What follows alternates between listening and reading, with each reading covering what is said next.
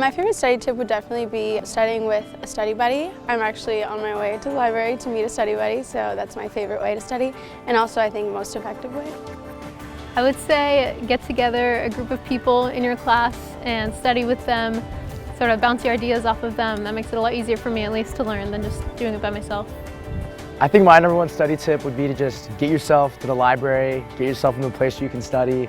I live in a house with a lot of people, so I know it's kind of hard to study in IV, but in my opinion, just get into the library and everything else will happen. I would definitely say go to office hours and get to know your TAs and your professors, because those people are really there to help you and they want to help see you succeed. They do also have past exams sometimes, so it could definitely help you out.